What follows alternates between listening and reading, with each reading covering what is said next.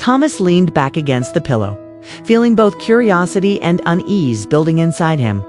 Clara's eyes softened.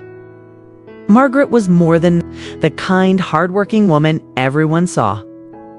She carried a story, a burden that she kept hidden from almost everyone. And in a way, I became part of it. Thomas turned his gaze toward the window, the golden leaves outside swirling in the wind. "Go on," he murmured. Clara explained that many years ago, before Thomas was born, Margaret had been engaged to a man named William Carter. They had grown up together and planned to marry, but just months before the wedding, William had vanished without explanation. Margaret was devastated. Weeks later, she discovered she was pregnant. Thomas felt a cold shiver run through him. "You mean my father?" Clara nodded slowly. "Yes, but the truth is, William didn't abandon her willingly. He had been conscripted into a special naval mission during a political crisis. It was top secret.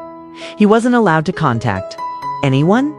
Months later, he died in an accident at sea. Margaret never spoke about it because she feared the pain it would bring, and because she didn't want you to grow up feeling like the son of a ghost." Thomas sat in stunned silence.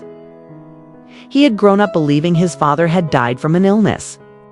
Not as part of some hidden chapter in history, but there's more, Clara continued. After William's death, Margaret struggled to survive. That's when your stepfather, the man you always believed was your real father, came into her life.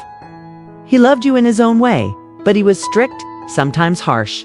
Margaret stayed with him, not out of love, but because she thought you needed stability. Thomas's memories of his childhood came rushing back. The long hours his stepfather spent fishing, the stern voice, the lack of warmth. Suddenly, the gaps in his past began to make sense. He looked down at the envelope in his hands. "And? This letter?" Clara gave a small nod toward it. "It's her confession, Thomas. It's everything she couldn't tell you when she was alive. She wrote it, hoping that one day you'd be ready to forgive her and maybe even forgive yourself for all the years you stayed away,